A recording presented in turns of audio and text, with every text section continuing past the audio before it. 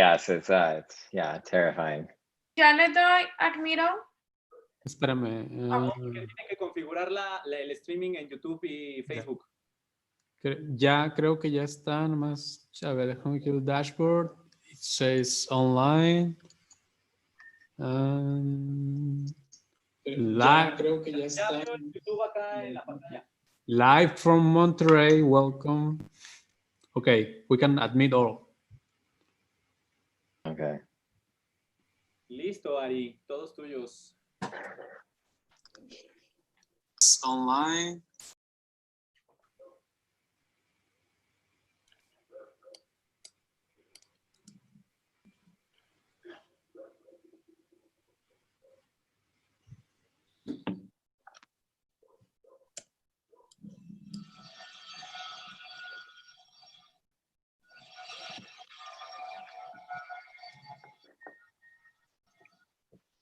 En sus camaritas para que nos vemos las caras. Let's see your faces each other, please.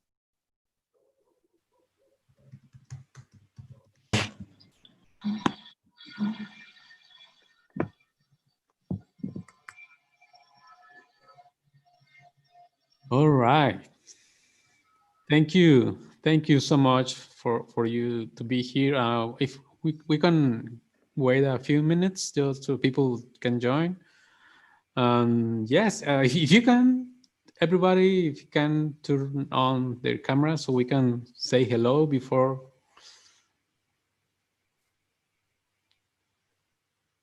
Hola. Hola, Ela. Hola, Iván, de nuevo. Hola, Ela. Hola, Chiharu. Chiharu Shu. Shu. Morisawa. Oh, that's right. Andrea. Hola, Ricardo. Carolina. Rubén. Adriana. Elena G. Elena Garro, como la escritora. Casi.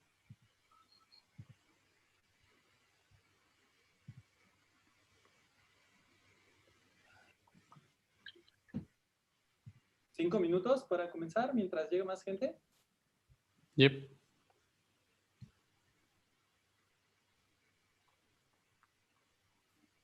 So, Kiel, we will gonna wait 5 minutes more just to wait for some guys. Perfect. Sounds good. Hola, hola. To your Instagram, you have a really strong showcase today. I have a really strange what? Oh yeah, yeah. Strength. It'll be diverse, hopefully. A range.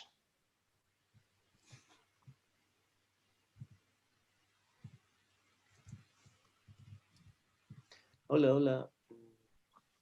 Yo les quería preguntar sobre el streaming, bueno, las grabaciones. Si vi por ahí que había en Facebook, pero me tenía que registrar o algo así. ¿Las subieron a algún otro lugar? Pues están quedando grabadas en YouTube. Ah, ok, bueno, las voy a checar. Gracias. Sí.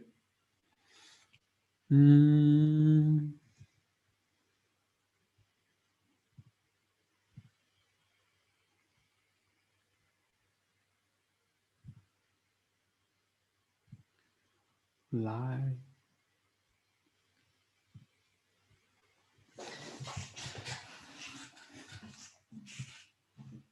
Alguien cuente un chiste. Somebody makes a joke or something.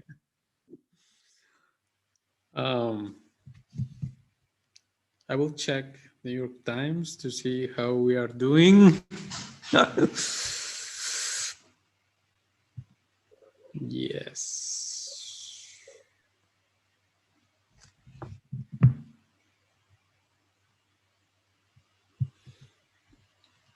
Almost there.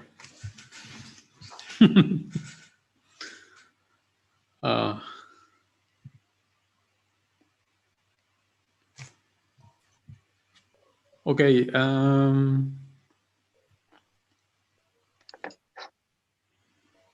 maybe just 2 minutes more and we go. So have you been watching all these days this talk? What do you think? Do you like? Yeah, I have been watching. I caught quite a bit yesterday and some this morning. And yeah, I mean, I've been blown away. This is all really exciting and such a wide variety of conversations and topics. It's been pretty inspiring, you know. There's so many of the like great talks going around now that it's really exciting. So thanks so much for inviting me. Well, it's a pleasure. Yeah. Well, yeah, we figured we need a distraction from, you know, the world that it's Everything. mess everywhere. I mean, it's. Yeah, for sure. Yeah. All right, let's just start small. And I'm gonna share my screen just to present.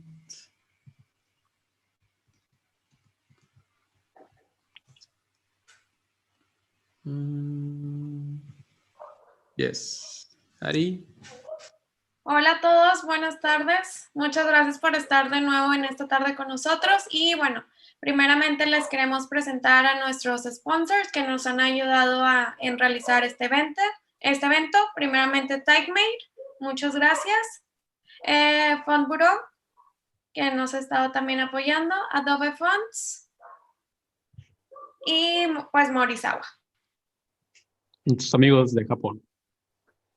Muchas gracias a todos. A nuestros amigos de Japón de Morisawa. Y bueno, pues ahora les presento a Kild. Él es un educador y diseñador independiente con sede en la área de DC, Baltimore, originario de Dakota del Sur. Kild empezó su viaje hacia el este para asistir a la Academia de Arte Cranbrook en las afueras de Detroit para su MFA en diseño 2D.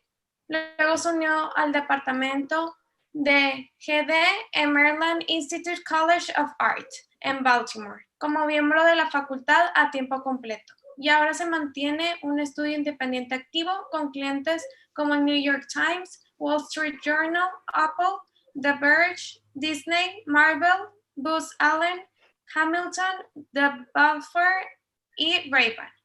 Kild ha sido aclamado recientemente por el desarrollo de Space Type Generation, un generador de tipo y movimiento en línea que aparece en It's Nice That, The Verge, eTapes, Facebook Curator, Live, Novell Magazine y iMagazine. STG, una aplicación de código abierto, ha sido inspirado proyectos en todo el mundo, incluidos videos musicales, ilustraciones editoriales, murales, portadas y encontrar nuevas aplicaciones innovadoras en el diseño comercial. So now, Kild, I pass you the microphone so you can start your presentation. Great. I love your work, really amazing. Oh, thank you. That's you're very kind. Okay, so I can I'll share my screen now then. Cool, great. Yeah. Okay, desktop one.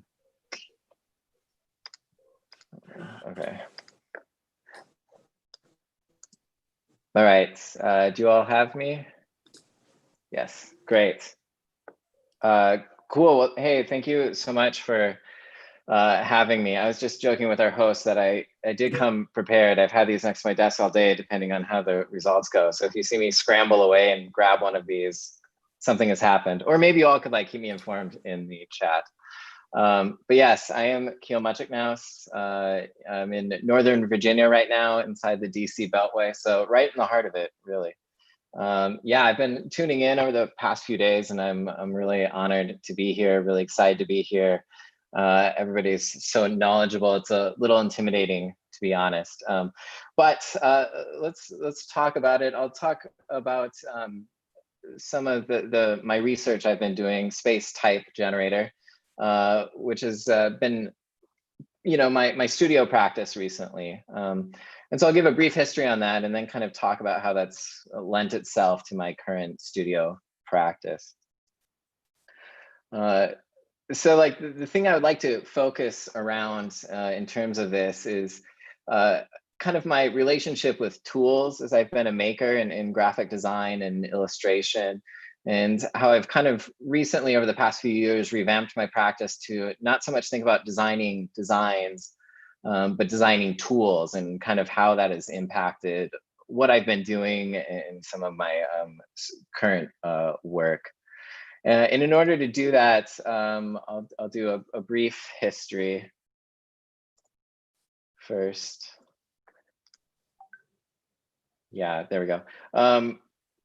So like kind of where I started from. And when I first started design, I was working at an agency, and I was very much into the idea of the tools I was using. So like I loved Illustrator, you know, and I was very indebted to those tools. And so much of my work focused around these Bezier curves and the gradients and kind of the digital nature of everything. And I kind of really focused and honed in on that. And I kind of thought like I could spend my entire life in Illustrator, and kind of how exciting it was. And so most of the inspiration was kind of like, what craziness and what trouble could I get into? So really for me, the tools were kind of dictating the forms of what I was creating. And after a few years working at an agency, I went to grad school. I went to Cranbrook Academy of Art outside of Detroit. And one of the projects at some point during my 2 years there is we were challenged with creating a festival poster for this Detroit Jazz Festival. It had to be typographic in nature. And for me, this is my first real foray into tackling a design that was strictly focused on typography. And so of course I took a very illustrative approach to it. And I decided to go with kind of this Gothic letter forms because, you know, Gothic letter forms are always cool. You know, I think they always look really nice. And I was like kind of pushing these around and playing with all these forms, and I was kind of immediately drawn into the modular nature of everything, and how like you could make one simple choice, whether it's the X height or a stroke width or a descender, and how if you took that one rule and applied it across the entire system, kind of how much difference you could make with these simple choices, and kind of how elegant of a system it was to think very small and think about these tiny modular pieces. And I found myself, moving pixels up and down and grabbing entire selections and skewing them and moving them back and forth and trying to play with how they would work together. And I didn't know it at the time, but I was really thinking about this typography as a system, a design system of different rules that I would apply throughout an entire system, which, that's all type design. But for me, it was kind of very new and very exciting. And so I did this, a few years ago when I was at, quite a few years ago when I was at grad school, and kind of stowed it away. And then I, revisited it over the past few years and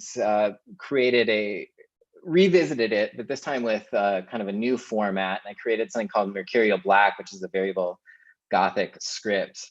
And for me, I was always struck, by like how we can make a few simple choices and see the repercussions through the entire system.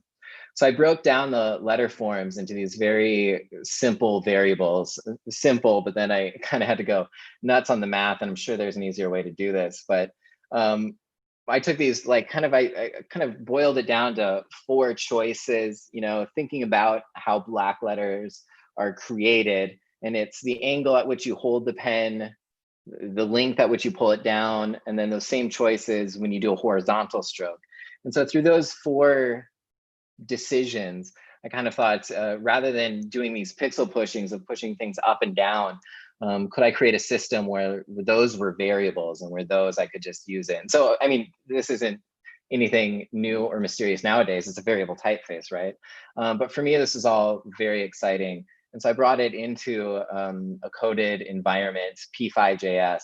And this is my first kind of experimentation with code and typography. And it's became, kind of very exciting to me to think about these forms and write programs and learn. This whole experience for me has been about learning the code and how to create language that would replicate what I wanted. And so then I took those 4 choices and I added some more, whether it was ascenders, descenders, different angles, different tails, tracking, size overall, and kind of expanded upon that. And if you, for me, this is like so exciting because I had a slider in it. And now a space type generator, I mean, that's like what I'm doing all the time, is throwing a slider in there. And it became really fruitful as a way of making too. I was able to create these really exciting graphic forms, and looking at that ampersand over there, it reminds me so much of the A that I was looking at earlier with my Gothic letter forms from that jazz festival, and like how wild of shapes you could get just by not knowing what the result was going to be. And so this is really exciting, and it's still available online at keelm.land. You can go there and poke around. I think it's still working. Some people still use it, and I still see it from time to time, which is really exciting. And every time I do see a use of Gothic script out in the wild, in the back of my mind, I'm thinking like, can I do that with Mercurial Black? Can you do that with Mercurial Black? And another exciting thing about this is you can export a SVG. So maybe, well, there's tons of like kind of grossness in some of these letter forms, right? But if you can download the vector graphic and then manipulate that, hopefully you can get something that is satisfying. So this for me is still very exciting, and I'd love to revisit it. I'd love to fix it. I don't know, can you fix this? You know, some of the choices I made were questionable. Some of the choices I always make with type is questionable, but I'm so excited to be here. Okay, next up, sorry, I jumped ahead there. Ooh, I think I have so many videos in here.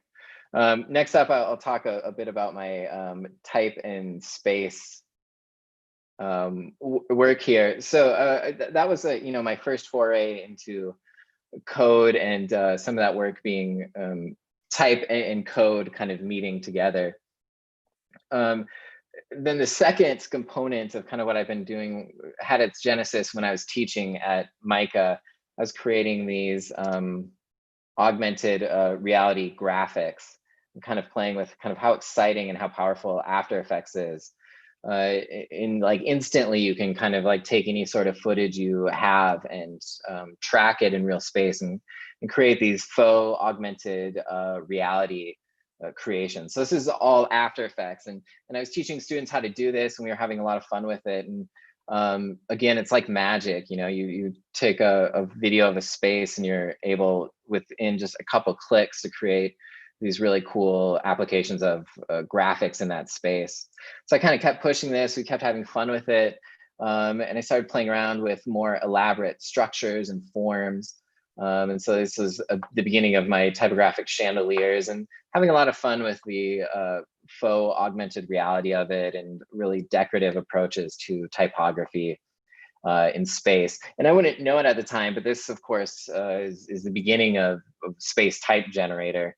And I was just having fun with it. But one of the things I see here earlier that would have really intense repercussions later is how I was creating these letter forms. And they're really simple stroke letter forms and very modular in nature. Again, there's this idea of modularity.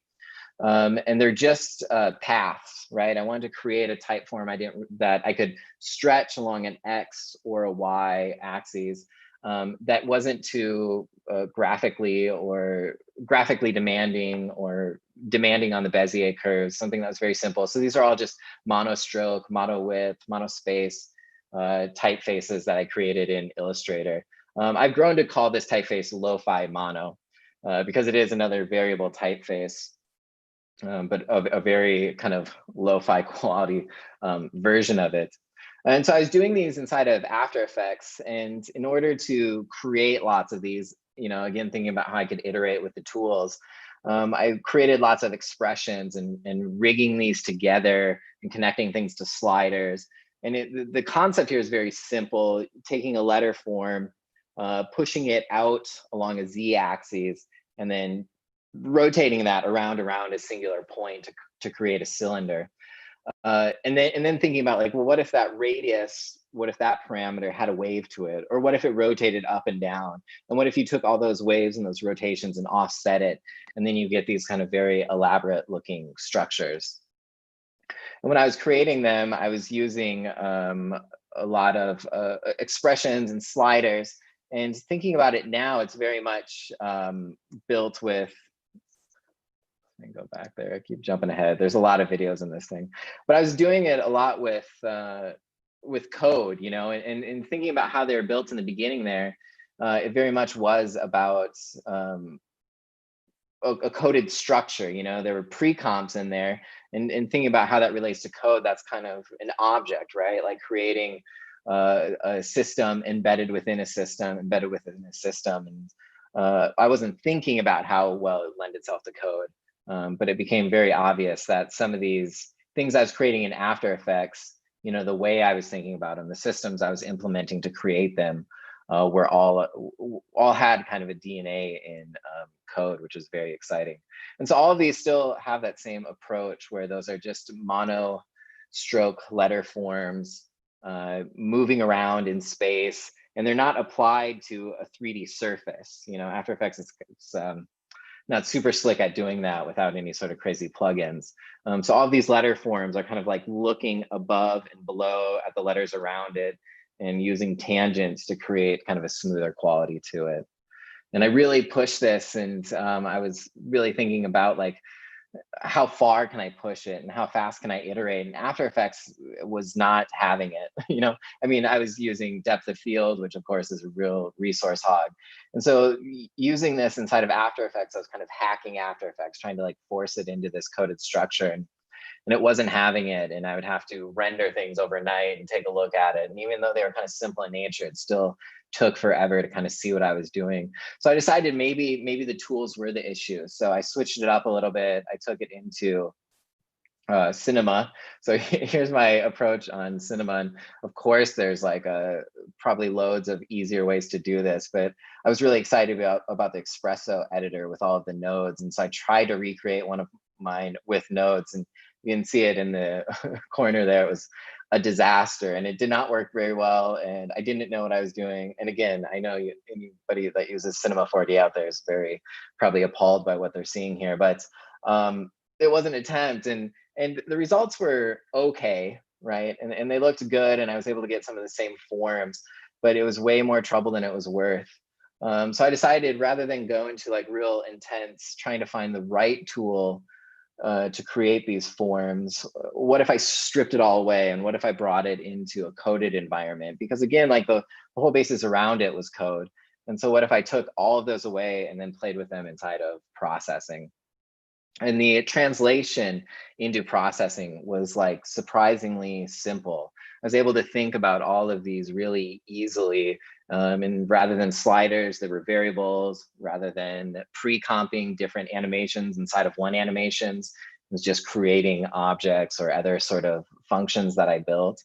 And then I took, you know, paid more attention to the lo-fi mono and kind of brought it and hand coded all of them into processing. So each one of those points, I kind of figured out what the handles were. And it was, I mean, it's an insane thing to do. It's a stupid thing to do, but it worked really well. And I was really surprised and blown away. And so again, here we've got maybe why we would build variables in there, stretching something rather than scaling it. And there's a minor nuance there that maybe it's pointless to really think about. But for me, the ability to activate each of these letters along different scales was going to be part of the excitement of building this system. And then when I hit play, I mean, it was like eye-opening. It was so exciting that rather than hit render and leave the room for a while, I could hit render and it would just play. And then I could like interact with it and I could type into it. And so this is the same exact thing as After Effects, except now all of it was rendering in real time. And then it was a question of throwing in these sliders, and these sliders were so exciting because I could see instantly what the ramifications were for the animation. And this is the first real tool I created. And at the time, I think I was calling it Type Chandelier Generator, which does not really flow off the tongue. So, but kept pushing it and kept playing around with scales and skewing it and trying to play out with all these different waves. And what was so exciting about this was like, I didn't know what was going to happen. And of course, for me, like having a playground to play in where not only do you play in it, but you also control the playground itself, was really a really profound experience. And still with that DNA back in After Effects. Oh yeah, there it says Typographic Chandelier Generator. I'm glad I didn't keep that name. And yeah, from here, it just kind of exploded, exploring different applications. What if it was a cylinder that wrapped around on itself, a torus, right? And then all the different waves you could poke inside of there, and all the different iterations. And then what if it wasn't a torus? What if it was a sphere? And so these are all those same sort of ideas. And I found myself making mistakes. And like, for me, that was really exciting. Like the exploding sphere on the one side there. I mean, that I was trying to make it look more sphere-like, but I must have switched around a negative sign or something, because rather than pull in, it exploded in like this beautiful, gorgeous way. And I still don't know exactly what happened there, but that's part of the fun of taking these ideas into new territories, is making these mistakes and changing the playground so you don't really quite know what the rules are. And then I also, you know, thought more about it graphically, right? So I love the idea of maybe focusing more on the motion graphic nature of these. So this became kind of a cool playground to do illustrations, more graphic in nature. And I was using my lo-fi mono, but I had a student, Mark Chan, who I met at, who I taught with at MICA. He was a student there, and part of his thesis is he created a variable typeface, luckily in the same exact way I did. It was pretty wild that he did it the same exact way I did, so that all I had to do was, you know, copy and paste his code into one of my generators, and like the, you know, it's like a find all change variable command I did, and I was able to plug it in effortlessly into these generators. And he did it the right way, right? He created like an actual variable typeface where the inside, you know, like the counters and everything and the stroke weight was taken into account, very simply, but, you know, a lot more in a much more robust way than I did, which was really exciting. So I love that he mistakenly became part of my research. And here, you know, thinking more about like different graphic languages to think about pattern, maybe rather than have things be very 3D, what if we made them very 2D? What if we played around with some like almost textile feeling patterns, etc. It's funny that this is in here, but again, maybe what if there's no type? What if it's just about the graphics? And so for me, like having the ability to like create these systems and then like tweak some final things was so rewarding and fruitful to play in. And of course, like as I'm manipulating all these and playing around with them, like half the fun is the manipulation, is the experimentation, is the playing with the sliders. And at this moment, all of these were in processing, the Java-based processing. So they weren't living online at the moment. And I wanted to share this. I wanted this ability for other people to use my tools. So I did take it online and launch Space Type Generator a couple years ago now, using those same sort of systems and lots of different variations. So here's Space Type Generator Field, and same sliders, etc., same ability to interact with them. And then I posted it online, and it was so exciting to have users be able to visit it and interact with these different studies that I was having so much fun with. And so here's some like really basic ones, the first few I created, and then thinking about graphic elements in the background, you know, thinking about the ability to maybe play with type and blocks and lines and shapes, etc., so that you could create a generator, or you could create a way where you could work where you wouldn't need the type, you know, like in both of these, if you hide the type, you still have these background elements that can be very exciting to play around with. Yeah, I just had a lot of fun, right? Like everything was like playing with something and then being like, what if this, you know, like what if I did this with it? I made a total mistake, you know, the cascade one, which is very exciting, is a complete mistake. Like I was playing around with it and that happened, and I was like, oh, this is getting shared, you know, this is getting fine-tuned and posted. So lots of different fun there, lots of different tools, and these are all still available, spacetypegenerator.com. Sometimes there's a save loop option, sometimes there's not. if you want to post something, I would just say, record your screen with QuickTime. That's what I tell everybody, unfortunately.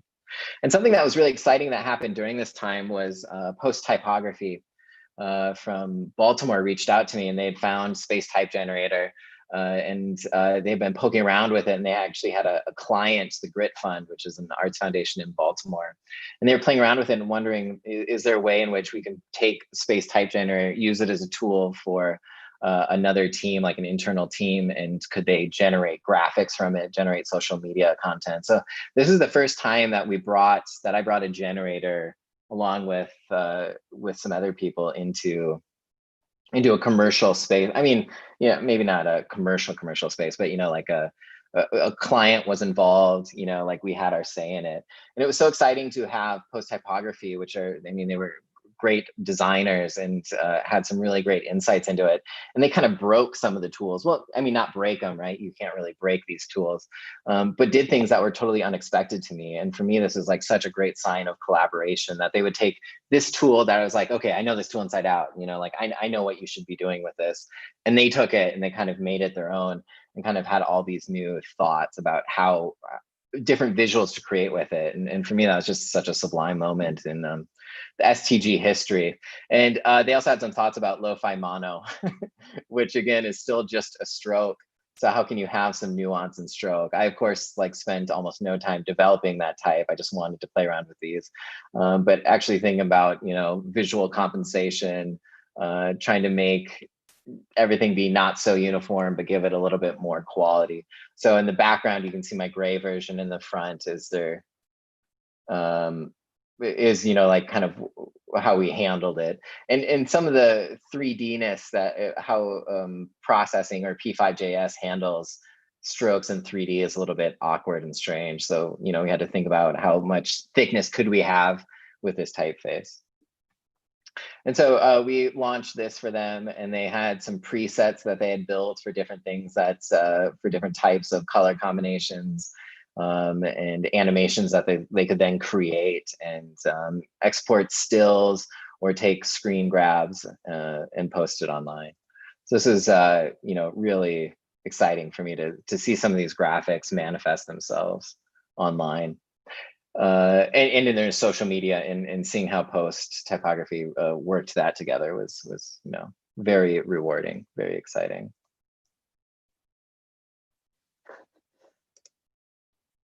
But lots of people have been using Space Type Generator, and I encourage everybody, if you do use it and post something, to use the hashtag Space Type Generator. And it's really wonderful seeing it occur out in nature, sometimes getting tagged and sometimes just stumbling upon it has been really exciting. And sometimes it's kind of like a very one-to-one translation and using it, but other times it's a little bit more embedded into the design. And there's so many exciting kind of collaged versions of these where they're not just exporting or not just filming it or recording it, but really grabbing some of these elements and making a part of the identity. And that's super exciting. Here's Design for India, used it as one layer of their identity system. And again, this is was just mind blowing to have this permeate globally and find itself into a design discussion. And sometimes, having people tag me or talking to me about it, and then other times just going for it, which again, for me is super exciting.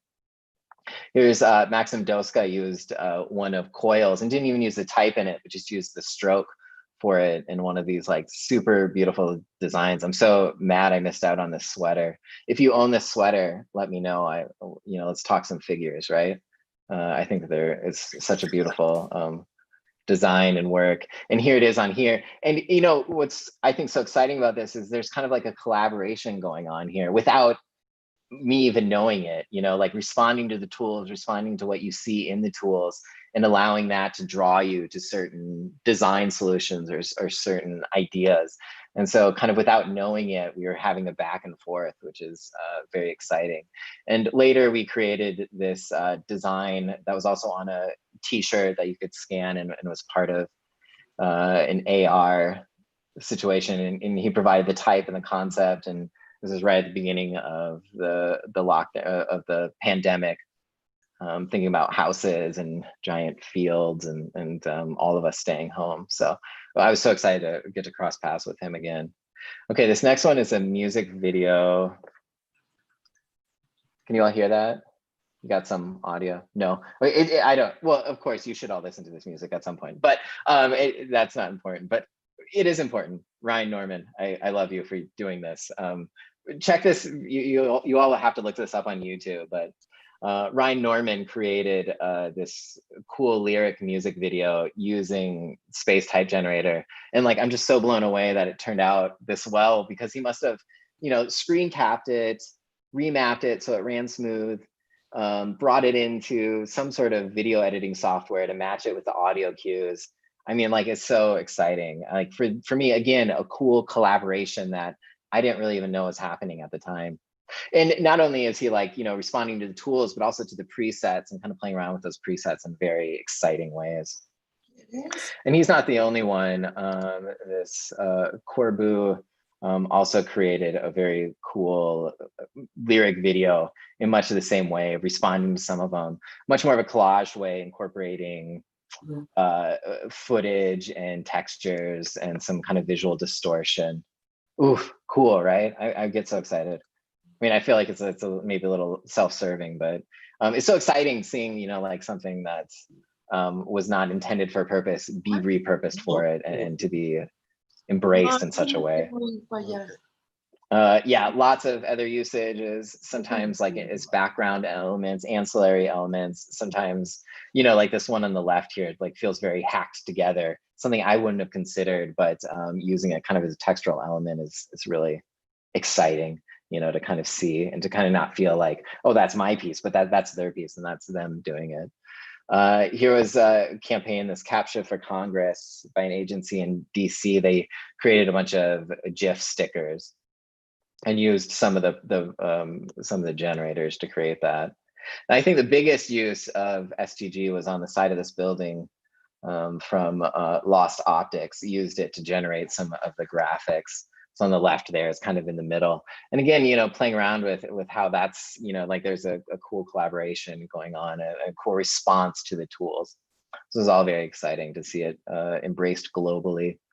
Recently, I've been seeing it kind of make its way on some websites. And again, sometimes designers will send these to me and like, I'm so, I guess, pleased with myself that it's like infecting all of these and kind of textural elements in one instance is like a splash page in another.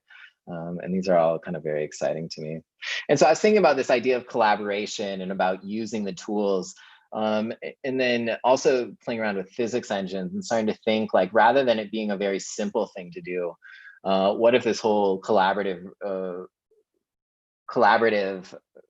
spirit was a little bit more like a conflict, right? Like, what if it was harder to do anything with this? So here's some experiments I did with physics. And now, you know, kind of leaving lo-fi mono behind, but playing with actual typefaces and thinking about like, what if it was a struggle and what if it was random where things played out? Or what if every time you typed, it would add a random element into the scene and then you had to contend with that visually, right? And it became a little bit like a gaming platform. I mean, if you know roguelikes, you know, that's like a gaming genre that's gained a lot of traction recently, where you play a stage of a video game. I'm talking about video games here. You play a stage of a video game and things are random and you're meant to like lose a lot and just to kind of get better at it. And so these were kind of like a roguelike stage I was going through, where like you wouldn't know what was coming, but every time you entered an enter or a space, it would add new elements or give you a splash of things. Then you had to contend with that. And I thought these were very fun and exciting and kind of brought a new spirit to the collaborative nature, a little bit more of a kind of a conflict between users, between me and the user. And so here's me going for it and thinking, what if I laid in these rectangles and those were typographic frames that you had to contend with? And so these are not available online, but I would still love to revisit this because I think there's a lot of exciting things to go for on here. And these could be exported as SVGs, and then you could bring them into Illustrator and manipulate them a little bit more easily. Oh, and the layers, yeah, you can manipulate the layers, which is very exciting. And so like I was playing around with this, and then I did get approached by Studio Moot in Italy to to create a tool for them to for the typography issue of Novum magazine, and they took me up on it. And I think it's, you know, so funny to watch them struggle with it. It's a little mean, but like this is a tough program to use. I mean, of course, there's like physics and everything bumps into itself, and so you can't create straight lines. But also the program itself, like the longer you would use it, the slower it would run. I had something like kept creating particles I didn't know about in the background. So like the program itself would run slower. So it's like much more difficult the longer you used it. I feel so bad for them, but they created this really beautiful magazine with it that I hope they were satisfied. I was satisfied with it. I mean, of course, the struggle is fun to watch, but you know, that actual interaction between them asking me to design a tool, me designing a tool, handing it over to them and apologizing, and then having them go for it, it was really, really exciting and very fun. So this turned out beautifully. And of course they do this really great paper stock and different sort of printing to take a very kind of techie tool or a very tech relationship to create the forms, but then a very kind of grounded physical aspect to it, which is very exciting. And so I've been creating more tools, and I've been using those in my own design practice and kind of putting my money where my mouth is. And recently I've been doing editorial illustrations, and the ability to kind of create these tools and use them as the main way to make my forms has been really exciting in my studio practice. So on the left there, you see space type generator layers.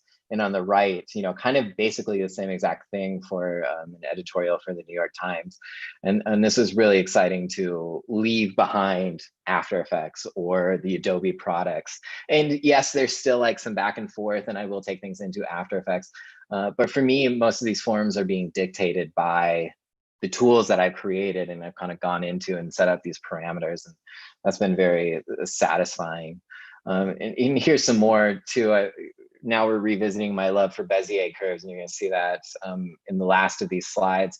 But a similar sort of thing where I took an image and I stretched it along one of my generators here to kind of create these tied forms together and rendered out some of these strings from the program I wrote, and then brought them into After Effects and combined some of the tools I had already at my disposal with some of my current work. Here's a really good example of that. So on the left, you've got the iris texture, and that was created in processing using the same thing I was doing in the very beginning with cylinders, except using those points as geometry, and then stretching an Illustrator graphic over the whole thing, and then playing around with perspective and depth and field of view, and rotating it around. And you know, like when I'm looking at these, I'm thinking like, well, could you have done that in After Effects using CC Sphere or something? And yeah, I think you could have. But for me, I knew how this would react. I knew how it would react with the generator I had made and the code I had written. And so rather than trying to force it into a different platform, I've got the tools, you know, why not create it in here? And so that's the texture rendered on the left there, and then applied to the illustration on the right that I did create in After Effects. So the tracking is that's a motion graphic solution for that.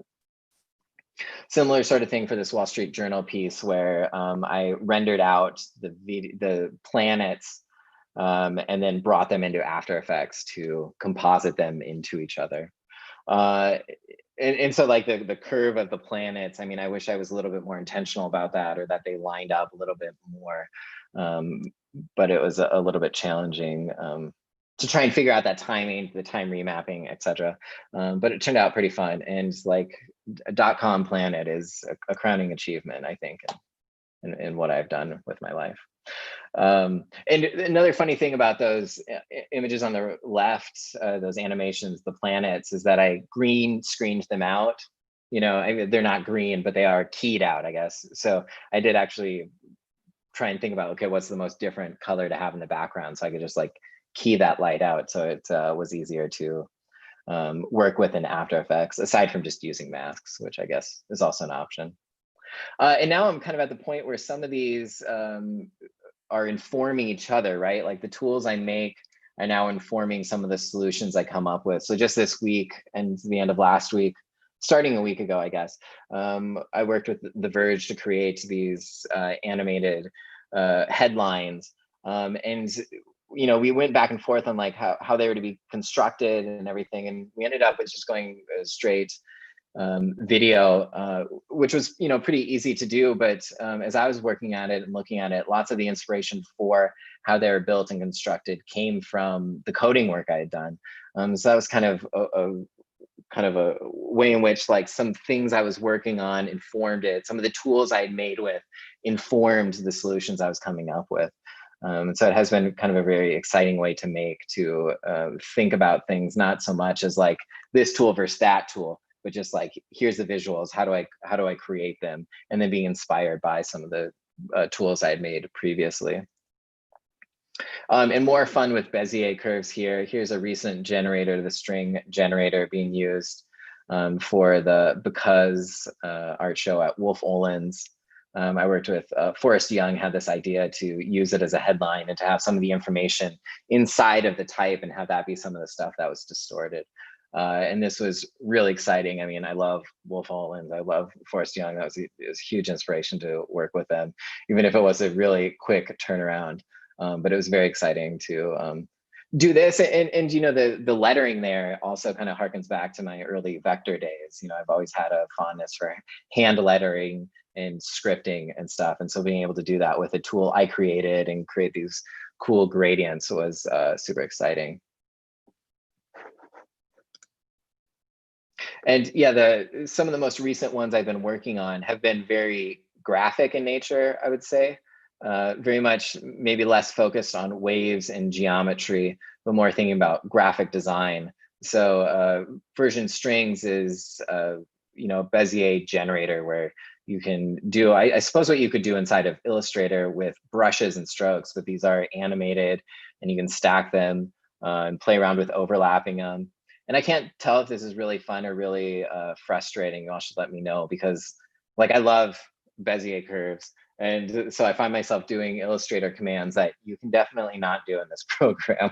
It's very frustrating, I guess. You can't delete points, you can't go back to points. Sometimes you click on a handle, but it accidentally lays down a point. But that's part of the fun, right? I guess adapting to that and responding to that is part of the fun of creating these tools. And they've been exciting.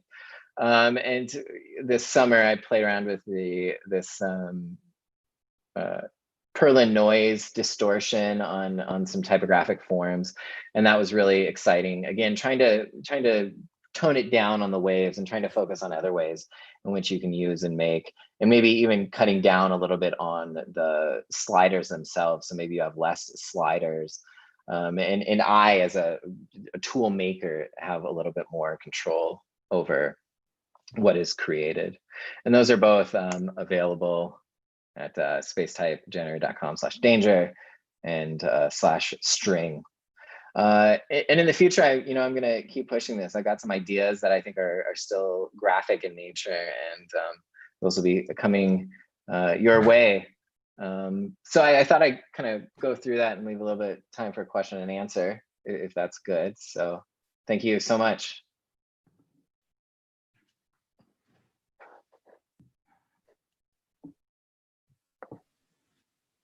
Oh my God. Thank you so much. It's really inspiring. It's amazing work, and I want all your clients, really.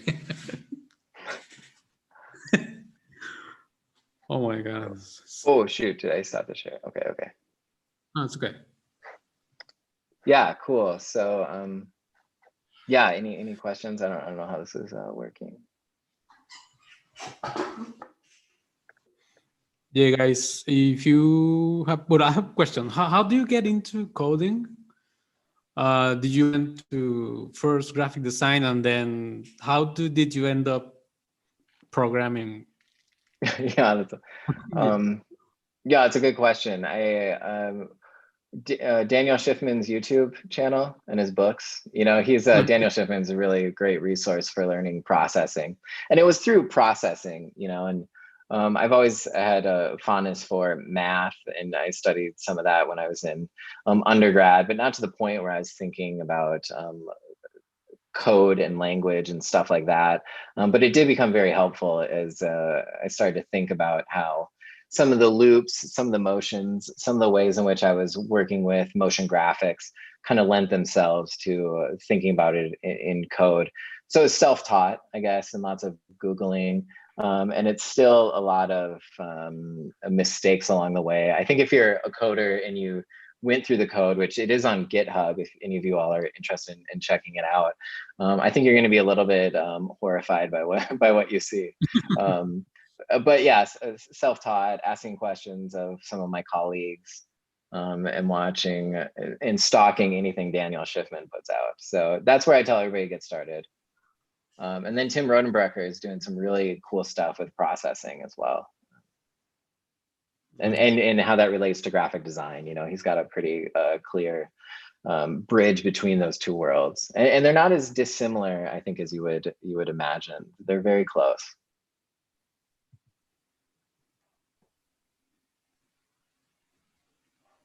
Oh yeah, the name is Daniel Schiffman. The Coding Train YouTube channel. Yeah, maybe I'll drop that in chat. I can do that. I know how to type.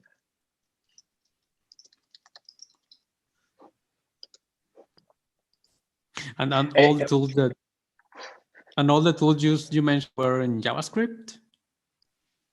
Oh yeah, I probably wasn't super clear on that. The initial one I was working in was processing, and that's Java based, and so that's for the desktop. But then because of Java falling out of favor with living on the web, they've developed P5.js, which is a JavaScript library that is very close to processing. So like there's a few language jumps, a few syntax jumps, and a few structural jumps. But it's very close. So I guess JavaScript is what all of Space Type Generator is built in, and it's built in JavaScript using the P5.js library. Nice.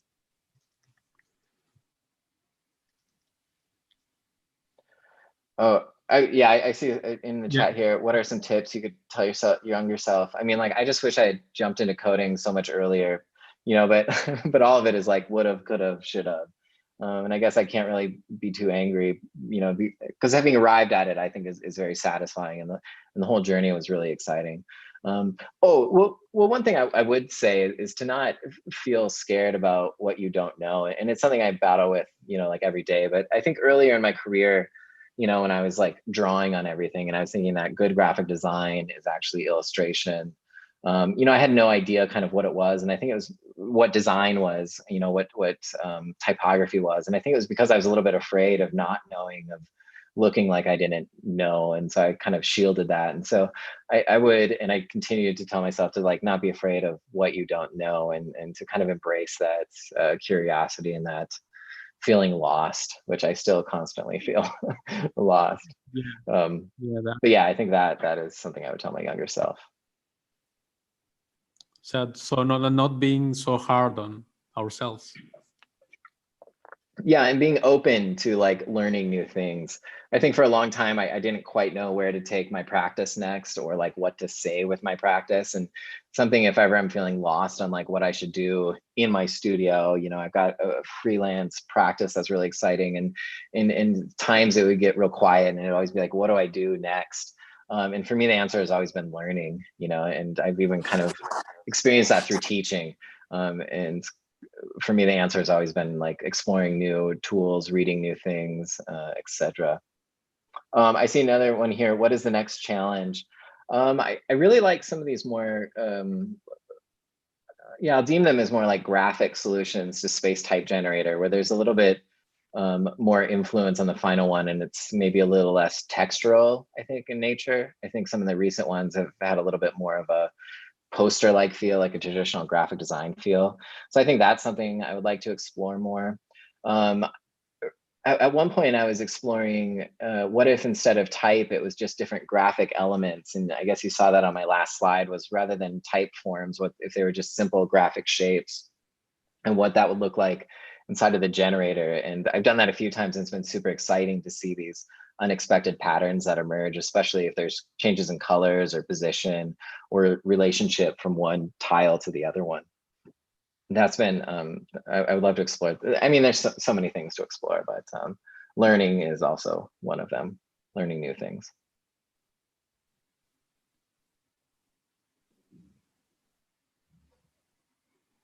And you teach too, right? Yeah, I do. I'm on sabbatical right now. Okay. So if any teachers are here and are tackling this during pandemic times, I have so much empathy for you. But for me, it's been, I guess, kind of a blessing that this is my sabbatical. But yeah, I teach and I teach lots of motion graphics and 3D design.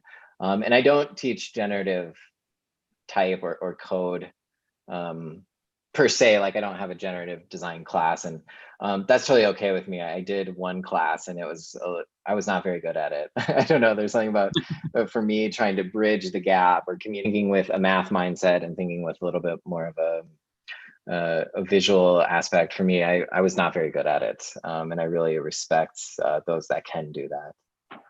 Online workshops soon, I see.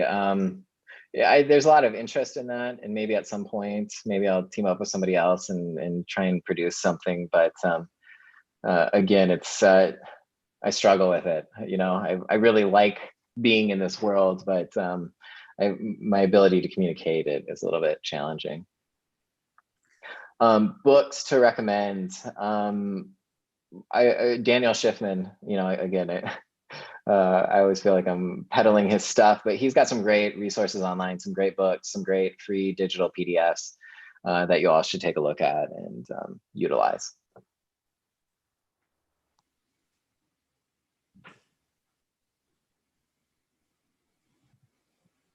Okay.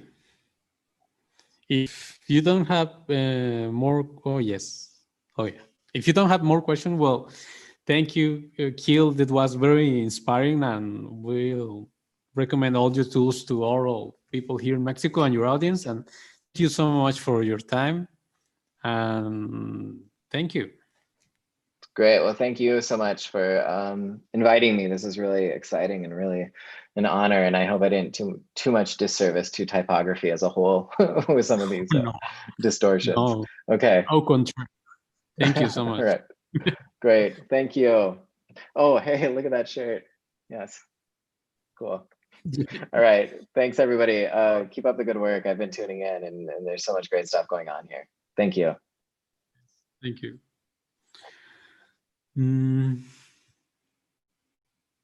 Hello, James.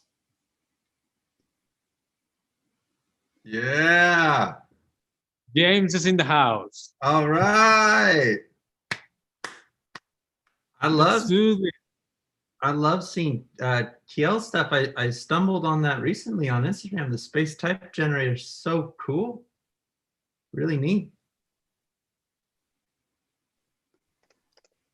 Hey, thank you. I've come across your stuff as well. And every time I see oh no, I think, oh yes. That's what I think. I see oh no type, I think, oh yes type. That's what I think. Right on. Thank you, man. That's great.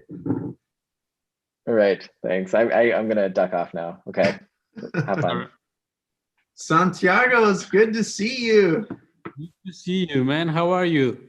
You know, we're trying to keep it together, and nothing like a good old-fashioned Mexican type conference to keep the anxiety demons at bay for maybe an hour or so. Yeah, we would love to be not anxious, but I mean, things starting to look good, and we are happy for that. I'm extremely hopeful. Absolutely. Yeah, we too. We too. Awesome. Okay, just let me share. Oh, you start drinking. Yeah. Oh, yeah. Sorry. I mean, it's the last presentation of the day, right? Yeah. All right. Well, thank you so much, James, for being here with us. I'm going to introduce you in Spanish so the people here on the stream are watching. Okay. So here we go. James Edmondson es un diseñador tipográfico con sede en Oakland, California. Estudió diseño gráfico en el California College of Arts y se graduó del programa de la KBK de Type Media en Netherlands. A través de su fundición Onotype, crea tipos de letra personalizados y de catálogo. En 2018, James cofundó Future Fonts, una plataforma para distribuir fuentes en proceso. James enseña diseño tipográfico en el programa extendido de Type West y talleres ocasionales a través de Type en Nueva York. Did you get any of that? I got all of it. Yeah, especially the Future Fonts shout out. I appreciate that. Great. All So right, should I James. share my screen now? The floor is yours. Okay, cool. Well, yeah, I mean, listen, my Spanish isn't excellent, but let me say thank you for the lovely introduction. Very, very happy to be here. I love Mexico, and I just adore everyone from Mexico that I've gotten to meet. So I just know that I'm truly bummed that we're not allowed to, be in Mexico right now for this conference. I would love to come back at some point in the future. Next year. Next year, that would be absolutely killer. Yeah, so this talk is called 10 Rules for Teachers and Students by Sister Karita Kent by James Edmondson. And I have a type foundry called Ono. Before we get into that and kind of the subject of the talk, my story starts in a town called Arroyo Grande, California, which goes by AG for short. It's a very lovely place.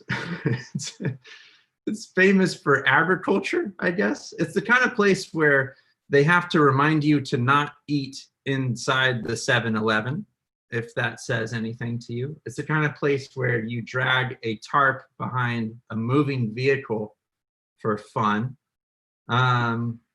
Or the kind of place where you tie an oil drum to a couple of ropes and then to some trees and try and ride it like a bull. These are all things I did growing up in Arroyo Grande, California. And surprise, surprise, I felt the need to get out and see the world a little bit. So I went to San Francisco to study graphic design at California College of the Arts. And it was there that I met this person. His name is Angie Wang. She was my first typography instructor. And I just adored her. I think the thing that I look for in teachers, and this is really difficult, but is to be an excellent teacher. It's to be an excellent practitioner of design. And it's also, to be a lovely human being. Like to be a decent person means so much more if you are already those other things. And conversely, if you're an asshole, but you're a great designer, like, I'm sorry, that's just not really going to move me. But lucky for me, my first great teacher in typography was this wonderful person. She is a really good dresser too. And I think there's something to that when there's a teacher that's treating the classroom with a lot of professionalism and coming up and looking very put together and being put together and being so poised and professional and everything she said, every class that she taught. So I remember leaving her class just like smiling, just so stoked to be learning the sort of stuff that we were learning in there. And she exposed also all the stuff about looking professional, being professional, dressing well and stuff. I never put that into action in my own teaching career, but whatever, doesn't matter. She exposed us to the work of this person, Sister Karita Kent, who is a nun and a teacher at the Immaculate Conception College. And she is really famous for not only just her own artwork, but also because of this list of rules she created with the avant-garde composer John Cage. Every single one of these rules we talked a lot about in Angie's class, to the point where it just kind of began to seep into our minds in this interesting way. So I began to feel these rules without even thinking about so much where they came from after a little while. I thought this could be a cool lens for kind of going through the talk today. and looking at my own career, just to start with rule 1, which is to find a place you trust and then try trusting it a while. And that brings me to this other teacher that I actually never had at CCA. Fantastic person, fantastic designer, and fantastic teacher. I wasn't even in his class, but somehow he knew that I was really interested in type design. And he gave me some advice. He said, seems like you're really into type design. Maybe just do this for like 5 years and see what happens. And it's funny because that is literally what he said. It's like so vague and like so much like not even like concrete advice, but because I love John and I really trusted him, I really took this idea to heart. And after undergrad, I applied to study type design at the Royal Academy of Art in The Hague, and kind of like really give it some serious attention for, you know, just a little bit for a while. Find a place, you try trusting it, and it's just, you know, it feels temporary. This is my stone carving teacher, Francoise at Type Media, and the Dutch aren't especially affectionate, but I am. I love to see, or I love to draw just kind of interesting display faces around that time and do all these different sketches of hobo. I was very obsessed with hobo. Still am, maybe not quite as much, but yeah, this was just a result of me kind of finding a place I trusted and leaning into it a little bit. Back to the rules. Rules 2 and 3 I group. I think they're kind of obvious to see why. General duties of a student, pull everything out of your teacher and pull everything out of your fellow students, and general duties of a teacher, pull everything out of your students. I think this sounds pretty aggressive, and I'm like, to pull everything out of a teacher maybe sounds like almost a bit violent, but what I take from that is to really utilize students in fellow students in the best way possible. In Type Media, it was interesting because it's such a small group of people. It's only like 7 other additional people in my year, at least. And they're all really talented and super hardworking, very, very intelligent people. But what I noticed is that we all have very, very different tastes, and different things were interesting to us. So having those people around provided a really nice context for me to discover what it was that really held my interest. And that turned out to kind of be this like more expressive display typography. It's also a really important part of the program that you get inspired by other students in there. And it's not necessarily like a competitive thing because everyone is kind of doing such a different project. It's more like, oh, you added small caps to your thing, then I want to do that too, or just like silly stuff like that. We would always just try and get inspired by one another rather than just try and one-up each other. Back to the rules. I love this one, and it definitely dovetails nicely into everything that Future Fonts is about, because when you can kind of allow yourself to experiment, I think the number of possible typefaces that you could be working on just really quickly multiplies. But back in that time, I was working on a blood drip version of hobo, like an animated blood drip hobo. And I didn't get too much farther than just the period and the comma, a couple letters, because it took so long. And eventually I lost interest in this and kind of decided to scrap it. Most of my time was spent, this is around 2014, most of my time was spent around like drawing specimens, working on fonts for Ono. And for a while I was using a lot of color in everything. And I was like, this color stuff is just silly. I don't want to worry about color anymore. So I scrapped that as well. I would often do different logos for the Foundry, and sometimes I'd like them, and sometimes like this one I didn't really like. This was meant to go on a roll of tape, so just say Ono, Ono, Ono, Ono over and over. Yeah, scrapped it. For a brief time, I got into stick and poke tattooing and gave a couple of tattoos to my friends, and that didn't actually go anywhere either, so I kind of scrapped it.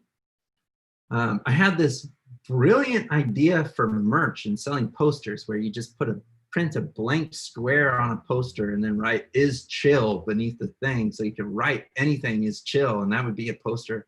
Thought I was going to sell all kinds of these posters. Didn't sell too many and scrapped it. Sometimes I would get into doing public art installations in my front yard. No one was really moved by this, so I scrapped it. And the last sort of experiment in here was starting a type foundry. And really it feels like the type foundry is a real thing at this point, 5 years later. But at that time, it still felt just like everything else, just like very, very much an experiment. And that's a really healthy way of working, I think. Just remembering how low the stakes really are. If you want to try something new, just try something new. I think Yael was kind of getting at the same thing. Rule number 5, be self-disciplined. This means finding someone who is wise or smart and choosing to follow them. To be disciplined is to follow in a good way. To be self-disciplined is to follow in a better way. I'm a pretty big fan now of owning my own company, and for a long time I would go around anytime I got asked to speak anywhere and say, like, everyone should own their own company. Like, be your own boss. This is the coolest way to make a living ever.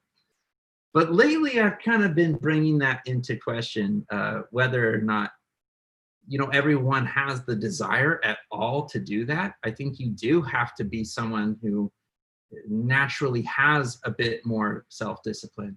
And if you're not that person, it doesn't mean that you're a bad person or you're lazy or anything like that. It just means you get your motivation somewhere else. And maybe you could benefit from having a boss. There's absolutely nothing bad about having a boss as long as the boss isn't a total asshole, you know. But yeah, there's a lot of things that people that run their own business are expected to do, from various tasks around marketing, you know, all the time spent on social media or copywriting and writing process articles, working on fonts, or trying to come up with like a story to tell to market a typeface in a new way. It's like very exhausting. Then there's all the business and tax stuff. And that's all on top of what we're actually doing, which is just selling licenses to typefaces, you know. So there's a lot to kind of tackle. And at the end of the day, all I really want to do is like put letters on envelopes and do little paintings, little craft projects, wrapping presents, you know. I think this is why I'm in the business. And then everything else kind of falls under the category of a necessary evil to allow me to do what I really want to do. So if you're not someone who wants to start their own business, I don't blame you at all. You do your thing. But one hack I found around this idea of self-discipline is to have an accountability partner. So I write down kind of a weekly summary, and I call my buddy Eric Marinovich, and every Monday we have a talk for about a half an hour. He tells me what's going on in his life with all the creative projects that he's juggling, and sometimes other personal stuff too. And I kind of do the same, and we look at each other's documents, and over time it turns into this really nice kind of journal of everything that we've been working on. So I totally recommend that if you're someone who could use a bit more accountability in your life and you have a trusted friend who's in a similar boat, like for freelancers or something, this is really, really a helpful tool. Okay, rule number 6, nothing is a mistake. There's no win, no fail, there's only make. Oh my God, I love that one so much. Rule number 7, the only rule is work. If you work, it will lead to something.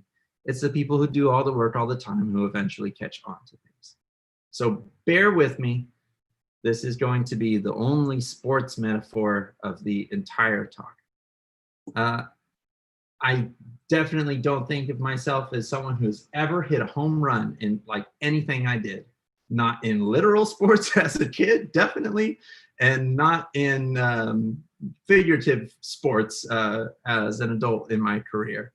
I don't hit home runs, but I definitely do try to get on base every day. And what that ends up looking like is, here's the graph of direct sales from our website over the last 5 years. It's just showing monthly sales. So for like the first 4 years, it was not sustaining itself as a business at all.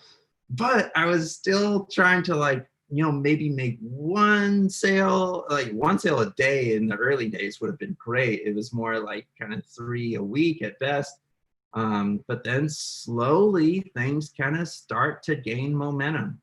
So even if I'm not making a sale, I'm definitely working on fonts. And if I'm not working on fonts, then I'm definitely trying to test the fonts, make new specimens, get something on Instagram or whatever, you know. And it eventually ends up looking basically at like this. Like, this is kind of, I think, what's the important thing is that it's producing a library that is continuing to grow, and it's growing in a consistent way.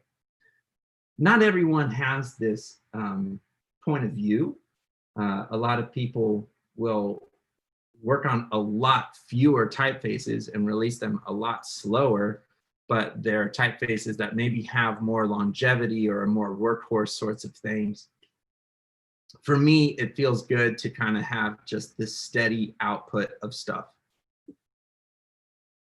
A lot of it is not fun, and a ton of it looks like this. This is me just filming. One of the most exciting parts of my day is when I get to hit the generate button and all of these letters with accents appear magically, as if it happened that easily. And a lot of it is just kind of like, you know, drawing. It's not especially quick. It is kind of meditative, though. It's not exciting at all. But yeah, I find it kind of relaxing, and it can be kind of fun. But it's, you know, it's a job. It's work for sure. And then sometimes I'm like, God, why am I doing this stupid font? It's like the most silly thing. No one's going to buy it, whatever. It's not the point. The point is to get on base. All right. Rule number 8, don't try and create and analyze at the same time. They're different processes. I love this one, and it makes me think a lot about calligraphy, especially. When I was in Guadalajara last year at the Letrestica conference, one of the students in the workshop that I was teaching told me about this kind of way of creating italics using the flat brush and rotating the brush there down at the baseline. And I tried to do it and absolutely could not do it at all. And I was really like kind of frustrated.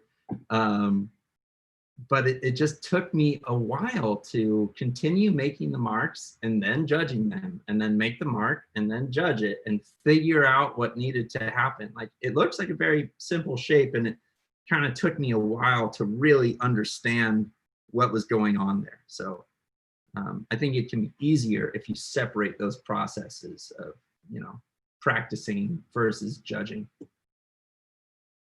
And another person I really think about because of that idea is Eric van Blockland.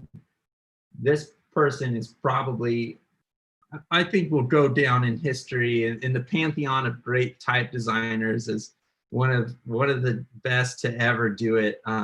Not just for his own work, but for how influential he's been as a designer through teaching. And a lot of the impact he left on me was through what he taught us about sketching, especially. He would kind of complain about people posting sketches on Instagram and like making the perfect little photo. You got your little pencil in there, or no, it's like a lead holder. It's like a fancy pencil, and it's like a little sketch like that. But he said, you should hate your sketch. You know, you should not be proud of a sketch. That the only reason the sketch exists in the first place is to illustrate all the problems in your plan, you know. I love that. I love that idea. He would say spacing is drawing, drawing is spacing, and this idea that those are two things that kind of do have to happen at the same time. So that's why I always try and have my glyph window up alongside a space center window so I can see what's happening in context as you're working. How bold is a bold, and you don't know, and like how wide is wide, how condensed is condensed. There's all these terms we use like they have some specific definition, but they really don't. It just kind of depends on the project that you're working on. And it goes hand in hand with this idea, which is sketching is thinking.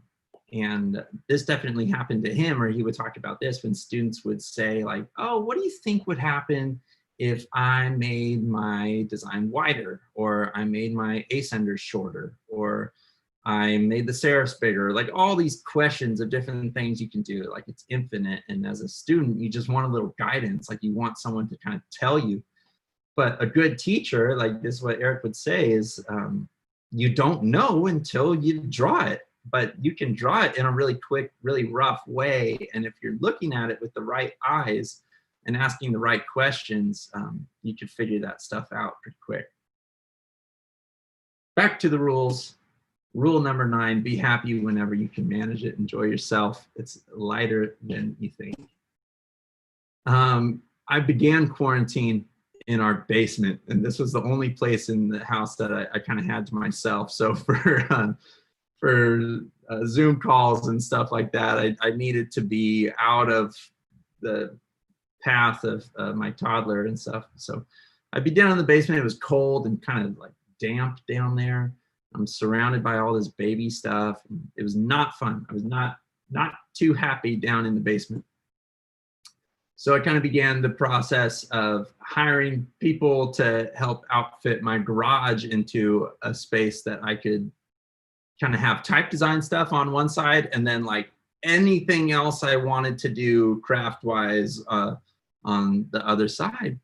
And I've just found it to be this like amazing thing for me and my own sanity, and a way of getting just a little bit of happiness into each day, even though it's not something that directly benefits my type design at all.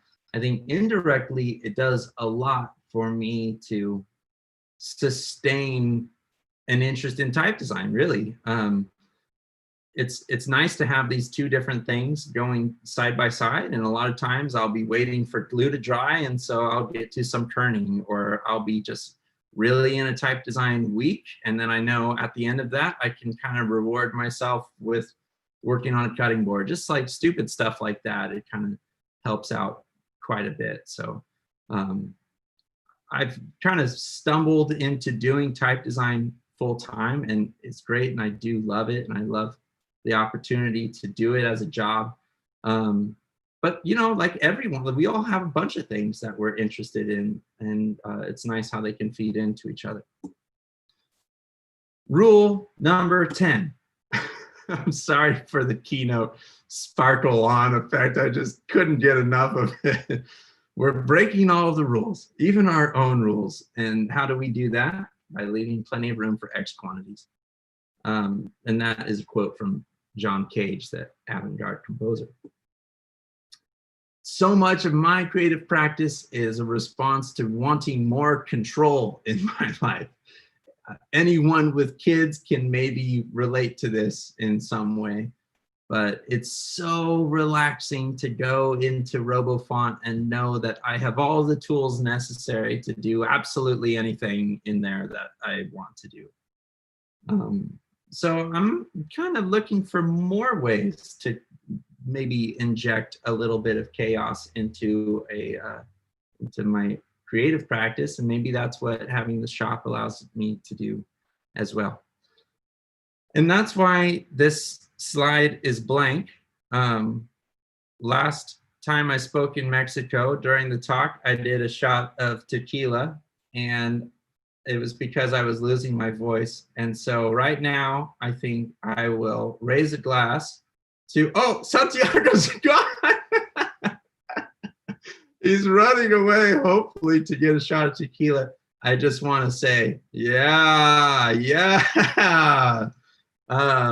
Thank you all so much for hosting me. I love any opportunity to speak, especially for Mexico. Nothing but love for Mexico.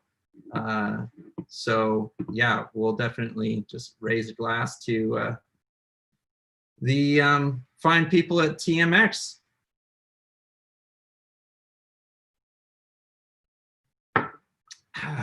Ooh. That was good. Okay, that's it. Okay, thank you, James. Anybody can unmute and we can ask James questions. Yeah, everyone unmute. Just full chaos in here. No one on mute. Turn on your cameras. Yeah, that's it. That's it for the day, right? That's the Yeah. Ben, what's up, Ben? James. Hey, did everyone do their shot? I can do it again. Santiago's doing a shot for me. Yeah. Cool. Well, I'm totally oh, Espacia is in here. Salud, Espacia. I'm totally down to answer any questions you have, but I would also say if you're tired of talking about type right now, I wouldn't blame you.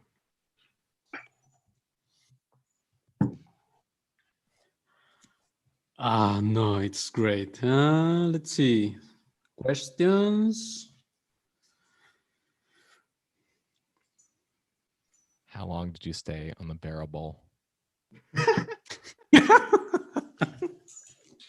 Oh man, there were some friends that I had that were very, very good at it. I was not one of them. But you know how there's like, you gotta have mattresses under the barrel bowl. And unfortunately, the mattresses we had, like landing on one of those wasn't really any better than just like landing on the ground or whatever. But hey, that was childhood, you know. Solid question, Ben. There's a question, a fundamental question. Where do you keep the baby stuff now? Oh, finally someone's asking a storage question. This is what I truly want to talk about. If you are a parent, the thing that you have to do is figure out some modular stacking storage containers. Because you have one kid, and then right now, my wife is pregnant. We're going to have baby number 2 coming up here in February. Yeah. And so we gotta keep the stuff from kid 1 so that it's ready for kid 2. And thank God we're having another girl, so we don't have to buy boy clothes all of a sudden. So that's a huge blessing. But yeah, modular stacking, clear plastic containers, because you have to be able to see what's inside. This is very, very important. And I also spend a lot of time building some shelves down in the basement. So it looks a little tidier down there these days. Yeah, let me know if there's any more storage questions. I could talk about. I should have just made the presentation about storage.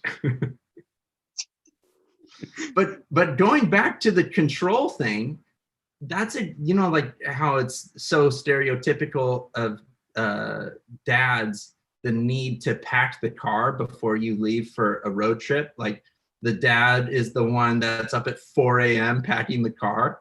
And the only reason is because they're just looking for the tiny sliver of the universe that they have some amount of control over, because everything else is a mess. Oh, Ben went for a drink or something? Probably. Yeah. Yeah, anything else?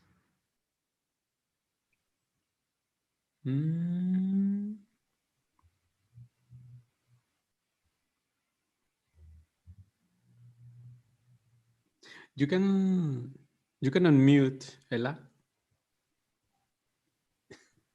No, I just wanted to say, James, thank you for this talk. I think it was very amazing, especially the way that you speak so honestly about your process and about things that you find rewarding for you that are not only type, because sometimes it looks like type designers can only do type 24/7, and that has to be your only thing. So I feel represented.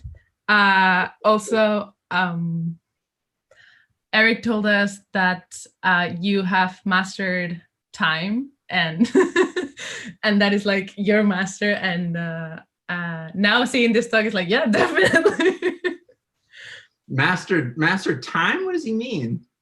Like, he has never seen someone juggle with time so well as you. Oh, wow. He said two people. He said about he said it was like 2 people, no, 3 people, and one of them was you. So it was great to see everything, and to see that your focus is not only in one place, and it's in several places at the same time, and that keeps you up, and that keeps you excited. Well, I mean, I know I really went on and on about how much Eric means to me as kind of like a creative mentor, but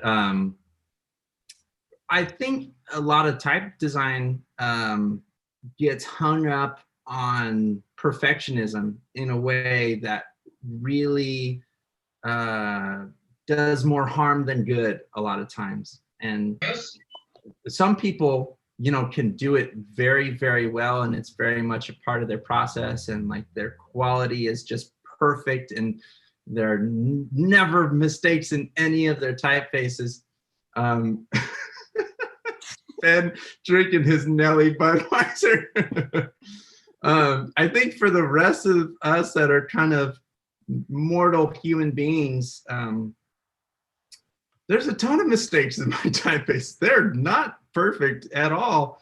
And that doesn't mean that they're terrible. Like, they can absolutely be useful tools even without mathematic robot precision. And you kind of see that in calligraphy too a lot of times. Like, my favorite calligraphers are people that were deliberately inconsistent with things, or like deliberately played with spacing in kind of interesting ways. And you see that in some Rudolph Koch stuff that I love. And you kind of see a similar thing in music, like D'Angelo talking about how he's purposely playing off the beat in interesting ways, and kind of really injecting like a human element where you can. Maybe that's what John Cage is talking about with X quantities too.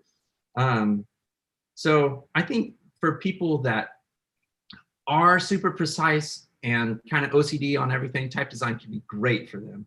And if you aren't, type design can also be great for you too. You know, it's like, that's the wonderful thing about it, is you can go absolutely any direction you want. But really nice to talk to you and see you in the room. I wish we were hanging out in real life, you know. It would be more fun, but this is a second best. Yeah, I think it's important that thing you mentioned, that there is, I mean, we, as Ella said, we don't make type all the time. We have other interests, and this is just one of the things that we like. I believe that you, Ben, you do the cycling stuff, and I love that's a thing in type designers, that they like cycling. And cats, cycling and cats. Yeah. We have a dog, we don't have a cat. Oh, very edgy. Yes. Yeah, there are a lot of cyclist type designers. It's very, I don't know what it is. I mean, the best one. It's very specific. What'd you say? It's very specific. It's very specific. I don't know why, but the best is Eric Olson, who has picked the cycling discipline that type designers, like the most type design of all cycling disciplines, is he does time trials.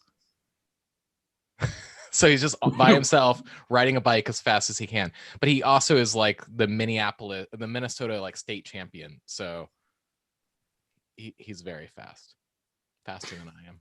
Yeah, it's interesting to think about the people in type design that are also like nationally ranked in something else, you know? Yeah.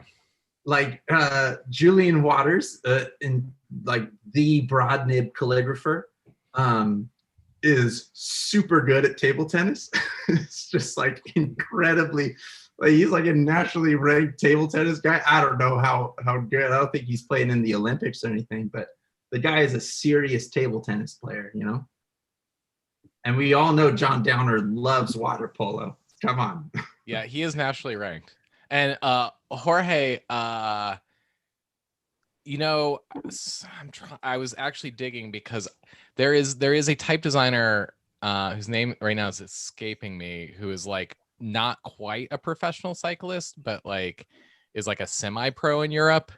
But I'm kind of blanking on the name, and so I don't want to get it wrong. But I know, like, yeah. So maybe I don't know if there are any professional cyclists that draw type as a hobby.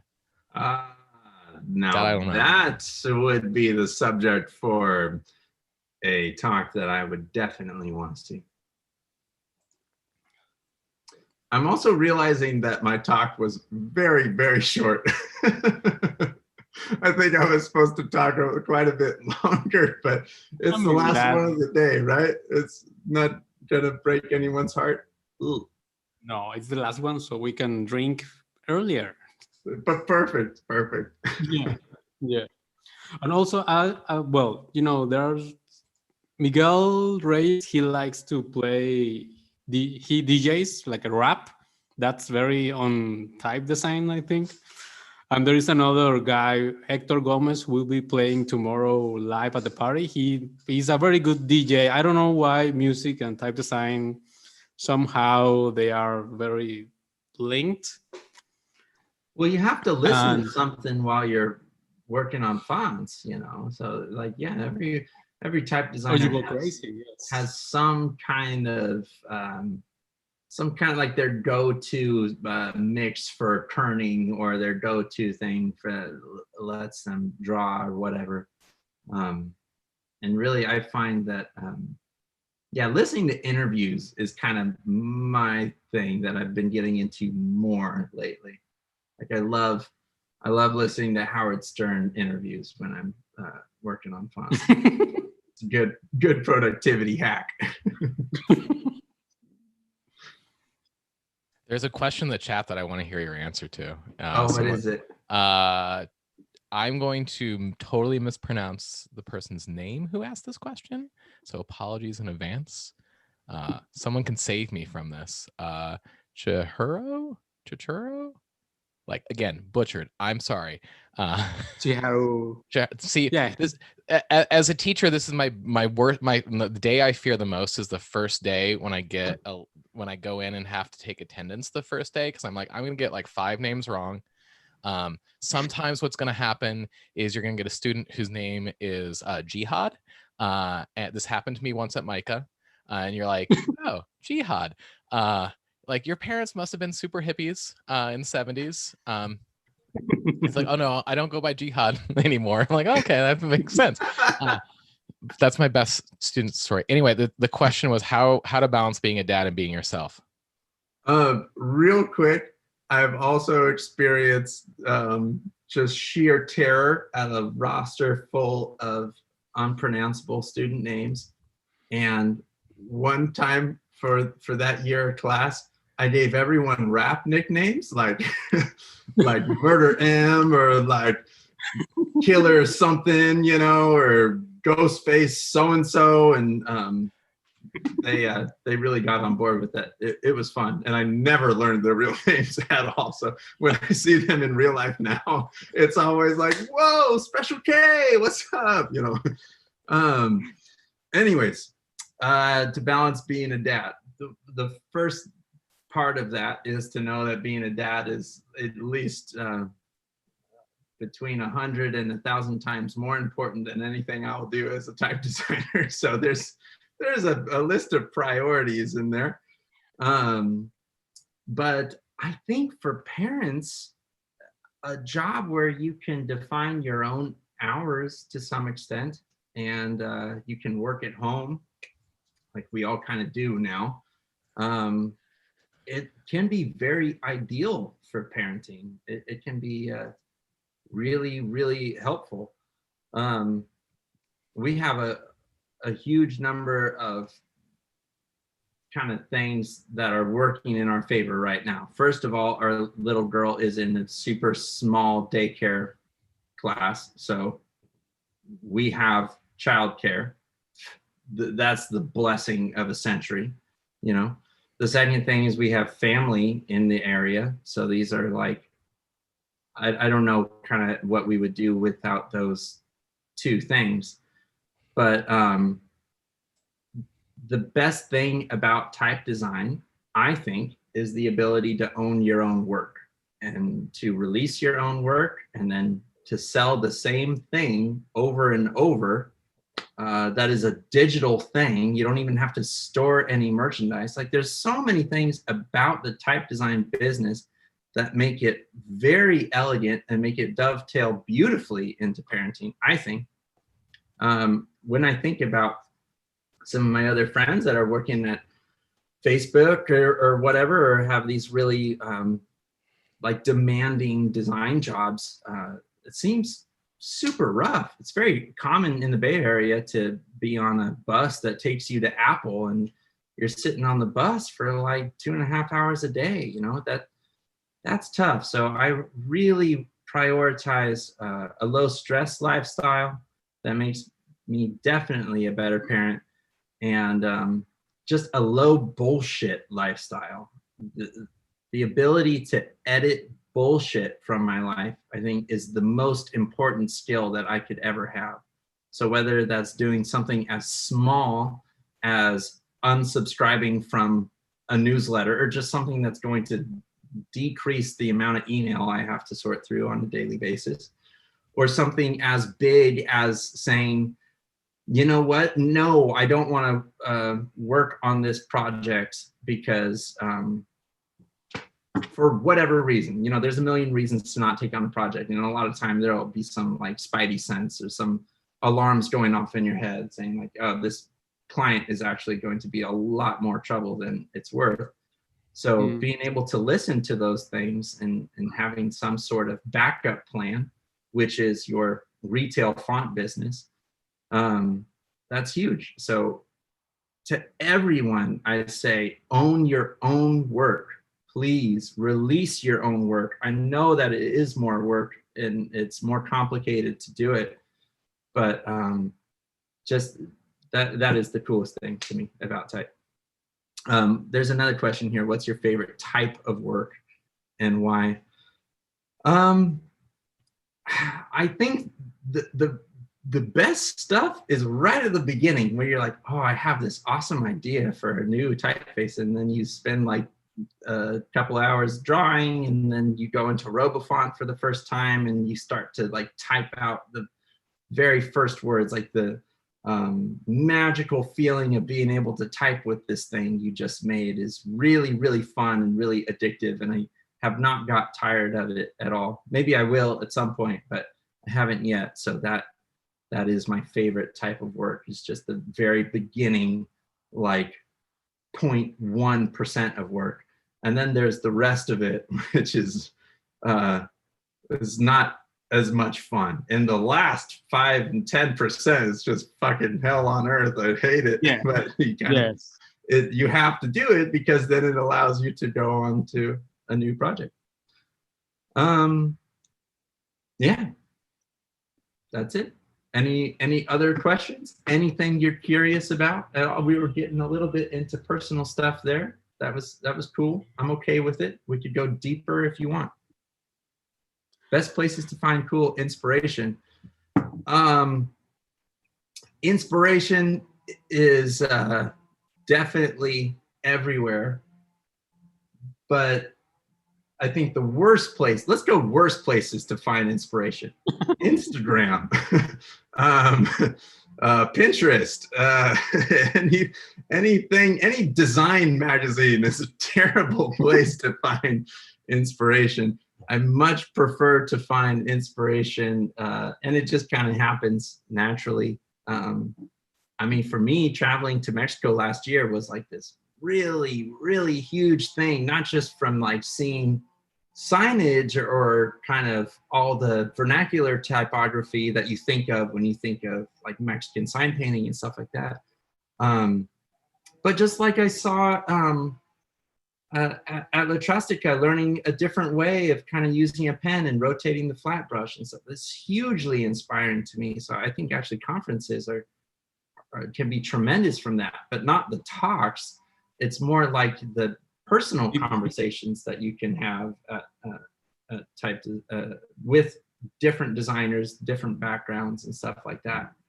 And what I found is there's kind of like this international thing happening where before the previous generation, like in the 90s and stuff, it was so cool to be in the Bay Area, to be around like Emigre and all the exciting type design that was happening there. And now we're not limited by geography at all, so we can connect with these people that are really like-minded, but maybe they're in France, maybe they're in Argentina, whatever, it doesn't matter at all. So yeah, I love conferences for that reason. I hope I'm always able to continue to go and kind of meet like younger designers or just people that are genuinely enthusiastic about it, you know. That's the smartest thing that we can do to kind of sustain interest. What advice would you give to someone who's just starting their own type foundry? I'm in the process. Right on, Ruben. Congratulations. Sometimes people say like, should I start my own type foundry? And I always say, yes, absolutely. If you think that's like a good fit for you, then you're probably right. You know, you probably know yourself pretty well. So congrats, first of all, that's exciting. My advice is to just get the most bare bones website up ever that's like super, super simple. And then just say, fonts available for licensing, please email. And then you don't have to worry about anything else. You can just like forget the cart and forget all that stuff. And if emails start coming in, then awesome. And you can kind of judge how much time you should be putting into projects based on where people's interest is. If you're not getting any emails, no one's reaching out to license anything, then you know you kind of got to start with some marketing initiative, probably on Instagram, to get some eyes on some stuff. And something I do when I'm about to release something is I pass it to some friends that I think are really good designers. And, you know, I don't say you have to use it or you have to credit me or anything like that. I just say, here you go. And I just finished it and here it is for you, you know. And then sometimes they go and use it. They are stoked to get something and they tag me in it. And it's kind of like a good thing to get the word out in a way. So if you have a community of designers, you know, you have your beta testers and maybe people that can do a little bit of the marketing initiative for you in the very beginning. More stuff for... sorry, I would say that, yes, that you are the master of marketing fonts. You know, every release you have a very funky video with good music and very nice market copy, and I love. Thank you very much. That's super nice. I think House Industries is the master of font marketing for me when I was starting out. And I always kind of put them in the kind of gold standard spot because it was just exciting to see those releases and to see like a beautiful printed thing. And like I'll always remember opening up the Eames Century Modern catalog for the first time. I was just like, every fucking spread in this thing is so good, it's crazy. And I love that typeface. It's like my favorite typeface. So font marketing is different now, post social media, I would say. But I think it's just something you can have fun with like anything else, you know?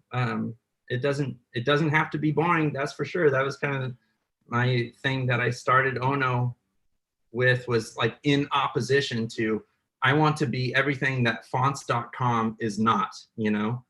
So I think just kind of, again, like evaluating yourself in context can be really important. Here's another question. With all this online teaching, do you think this is a good way to learn type design rather than in person, without the paper sketches and the critics and hanging around with classmates and all that? Obviously, there is no substitute for in-person classes. I will say though, we've figured out some good alternatives with Zoom, and marking things up on the iPad has been really helpful. Some students have found it kind of like better for their lifestyle because maybe they don't want to, you know, leave. We teach at night, so it can be really exhausting for students showing up after work and stuff like that. But I think there's, you know, the best time to start learning type design was yesterday. The second best time is today. So we just kind of got to work with what we're dealt and kind of make the most of it. As a teacher, I will say straight up, it is not as much fun teaching over Zoom. And it is a lot more challenging, and you don't get like the response from students that is a huge reason I do it in the first place.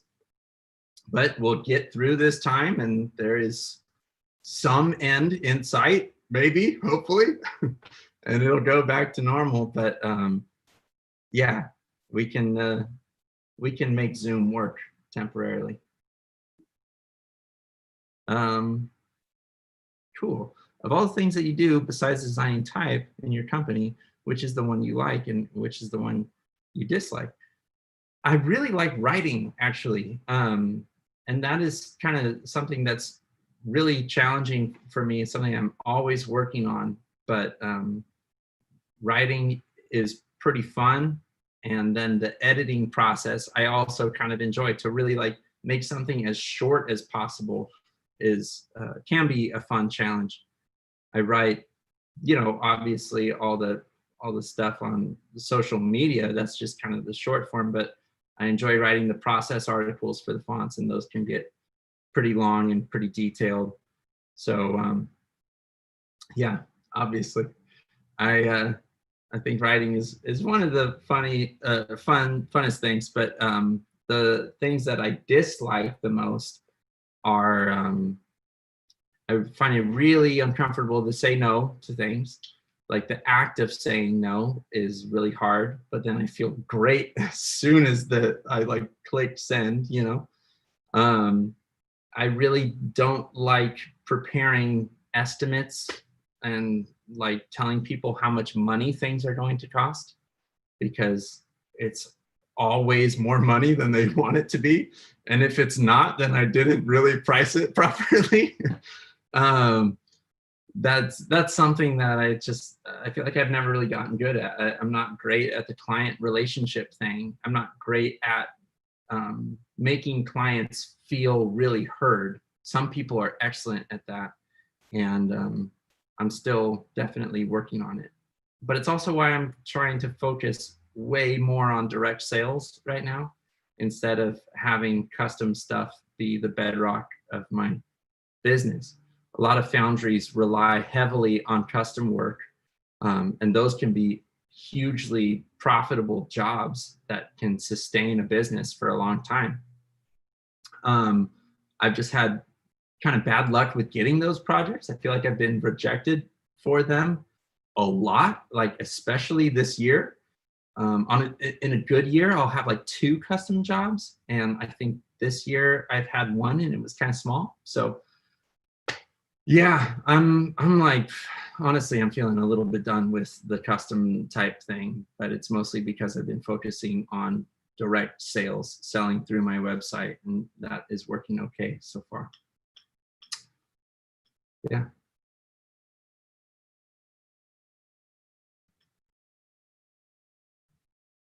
I'm now getting to the point where I feel like I've been listening to myself talk for too long. So if I'm tired of listening to myself, then there's perhaps a good chance that everyone else is as well. I don't know how you guys are, but I am on my 3rd shot.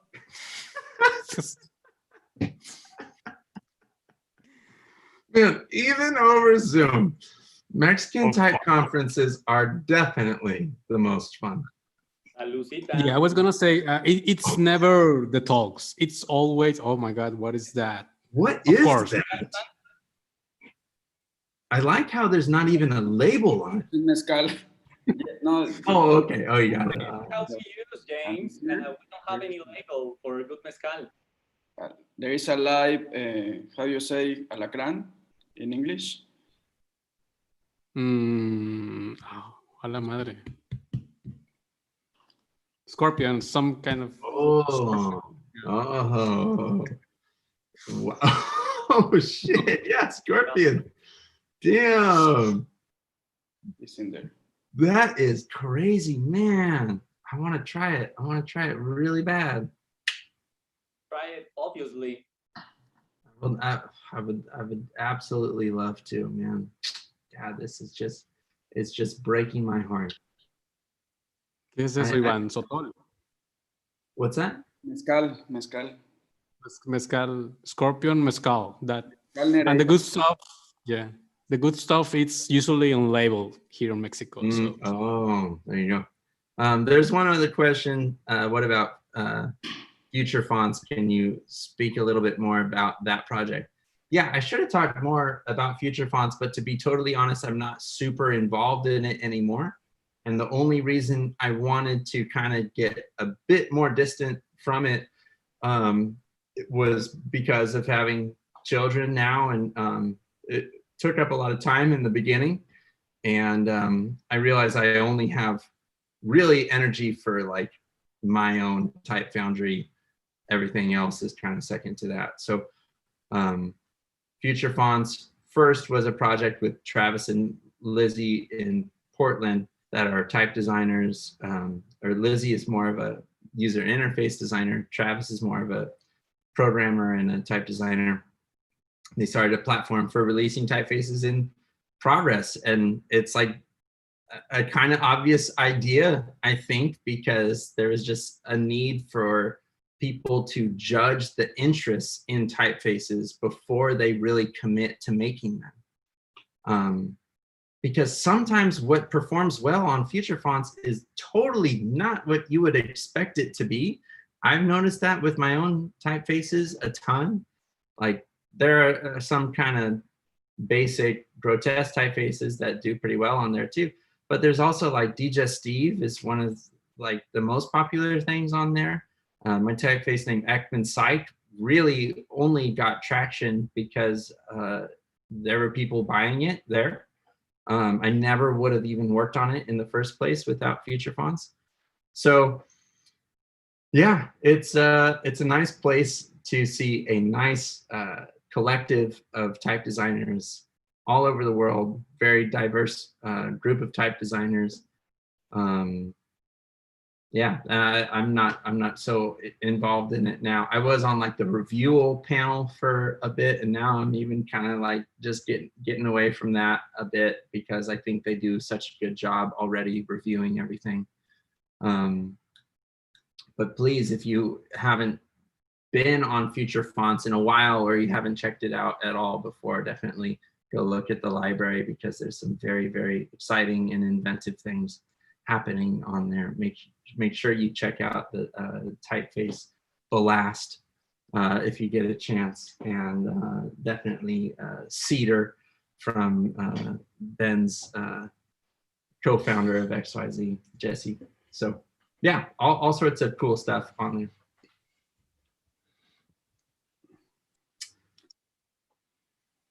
Any other life advice besides transparent storage?